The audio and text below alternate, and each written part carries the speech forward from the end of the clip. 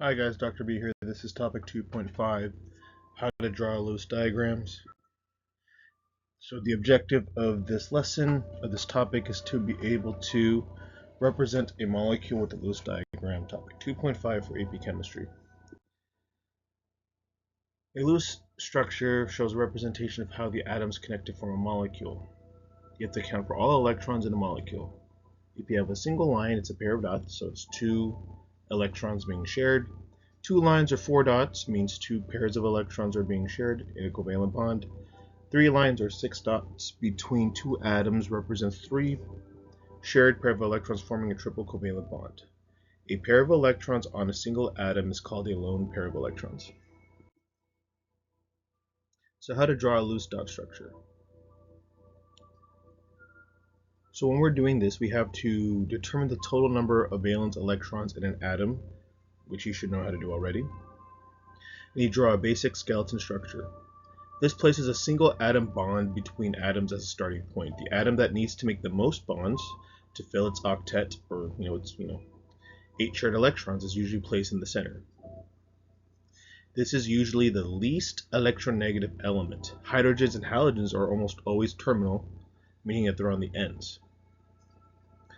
Elements in the third period are capable of expanding their octet to share more than 8 electrons when they are a central atom.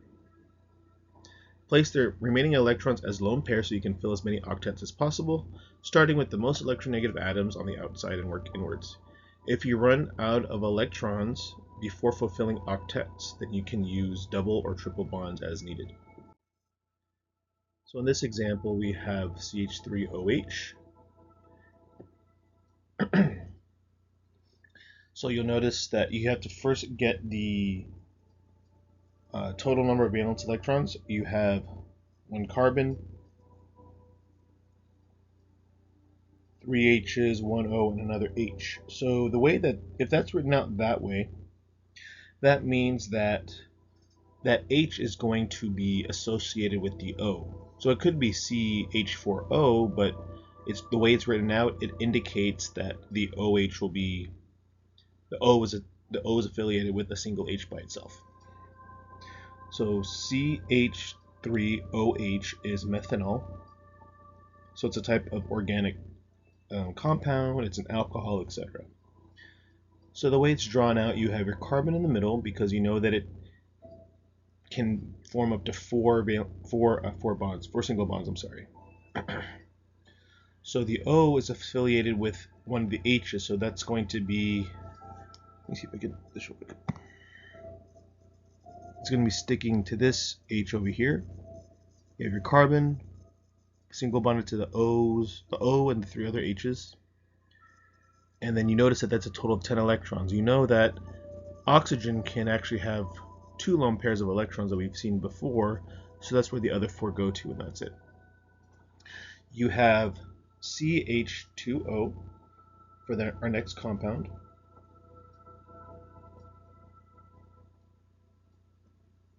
Or that's formaldehyde, another organic compound. You have 4 valence electrons on your single carbon. You have 2 H's, so that's 2 valence electrons. You have 6 valence electrons on the one oxygen. So most likely the least electronegative, it's hydrogen, but it's actually carbon. But the thing is that hydrogens tend to be terminal, meaning on the ends, so they can't be in the center. So you have your C single bonded to the H's and the O. You notice that you have 6 electrons. So you add some lone pairs on the O. There's 12 electrons shown, but the octet is not complete for the carbon.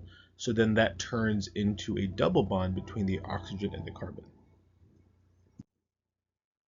So let's try this. So you draw a Lewis dot structure, or we'll draw a Lewis dot structure for C2H3Cl. So 2 carbons mean you have 8 electrons to consider at some point. You have 3 H's, so 3 valence electrons somewhere. And then luckily Cl is only 1 and it's a total of 7 valence electrons. So we're going to show we have a total of 18 electrons. So let's try this for now with 10 electrons shown. So what does that mean? So that's a hint of how many we need. They're not going to tell you that. I'm just telling you that for now. So we know we have H's. Let's say we have a carbon.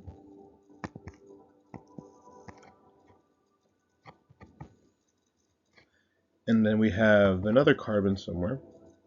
So the reason why I'm putting the 2 carbons next to each other, because if I put a Cl here, that means that the Cl will most likely not bond with something else. So the only other spots we can put, we have a single bond here, H, H,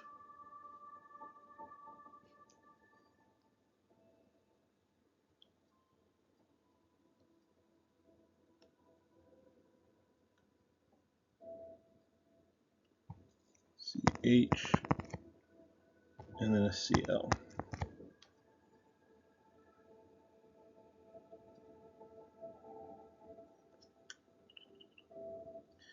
So we can see that we have 10 electrons here. We start putting in some lone pairs.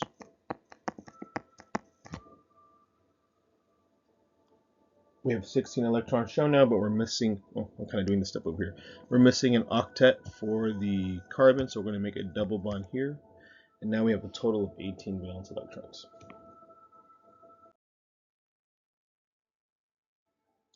So we have C2H2. Our carbons are most likely in the middle, so we're going to do that, put those together. Then we have H's. Let's put it on either side. It's a total of 2, 4, 6 electrons. So we have to figure out how many valence electrons we actually need. So we have 2 times 1. Then we have 2 times 4. That's a total of 10 electrons, because 8 plus 2 is 10. So we can't really do much with the H's. They already have their full duet, if you will. However, the carbons can actually be double and triple bonded. So 2, 4, 6, 8, 10, that's a total of 10 valence electrons. We have a hydroxide ion. Ions are kind of tricky to write out, so you just got to pay attention. So we have 1 O, so that's 6 times 1. We have 1 times 1, so that's 7 plus 1 is 8. Oh, sorry, 7. 6 times 1 is 6, plus 1 times 1, so that's a total of 7. But you have this negative charge up here. That means you have an extra electron for hydroxide ion, so it's a total of 8 valence electrons. So how do we do this? Sorry, I'm getting text. I don't know if you can hear the dinging. So we have an oxygen and hydrogen bonded.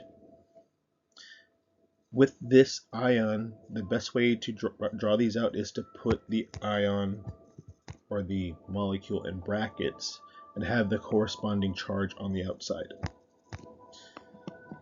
So right now we have 2 valence electrons associated or taken care of. The only thing left is to put on our lone pairs on the oxygen. So we have 2, 4, 6, total of 8. Because we know that there's an extra electron on the on this ion.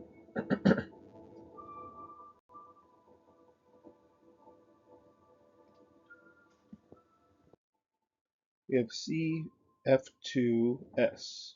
So we have a carbon that's 4, 2 times 7 is 14, plus 6, 24 electrons in this one.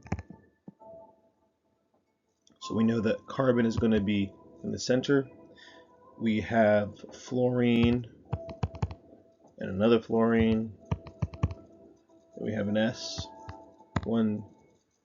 So that's going to be single bonded here. We know that we need 24, so we have only 6 right now. So let's put some dots for my lone pairs on the fluorines. 2, 4, 6, 8, 10, 12, 14, 16, 18. We know that sulfur can have a couple, lone pairs.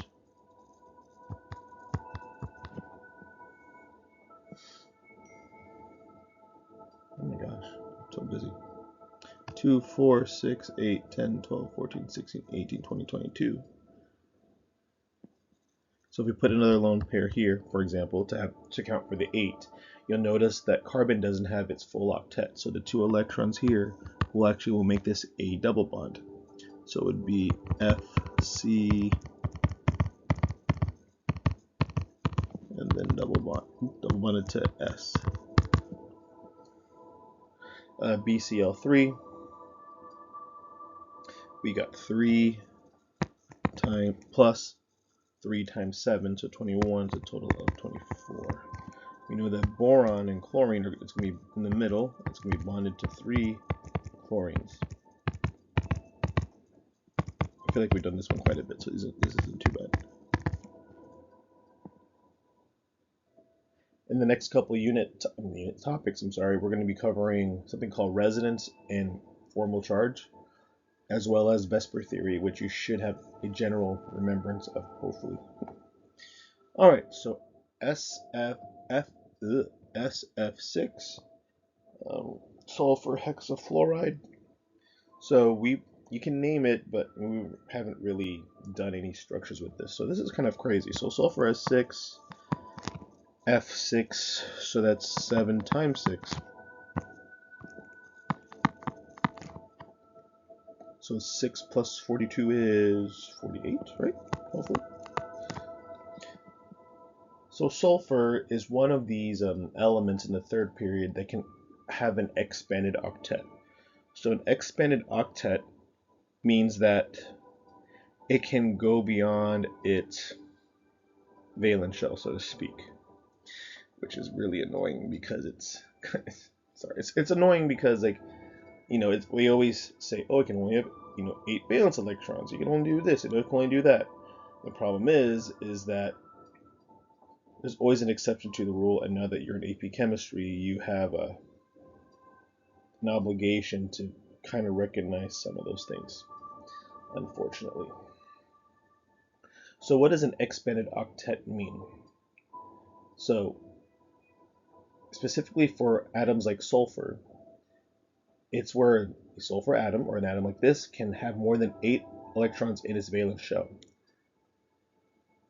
And this allows it to form additional bonds.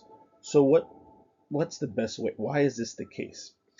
It's seen in elements in the third period and others because technically how it has a electron configuration: 1s2, 2s2, 2p6, 3s2, 3p, whatever. Technically, if there is a third suborbital or third orbital, the d orbitals also exist. It's just not occupied when it's sulfur by itself in the sulfur in the periodic table. But again, don't I'm just the messenger delivering the message. Don't get mad at me, okay? So this means that sulfur can actually, if it's only a single sulfur in the middle, if there's a single sulfur and there's 6 Fs, then it means it has to have 6 Fs attached to it. And this is blowing your mind, I know. It's crazy.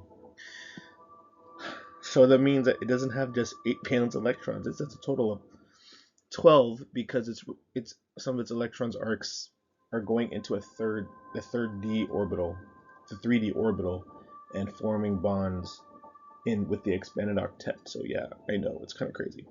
So just go with it, please. So that means we have to put the lone pairs in all the Fs. It's not really, oh, there it is. It's over there. Bit of a delay, sorry. Okay. That's it for now. I know that was a lot. So if you have any questions, please let me know. Hit the like and subscribe. And when I reach 300 subscribers, I'll do whatever, all that crap that they say. All right, okay, thanks, bye.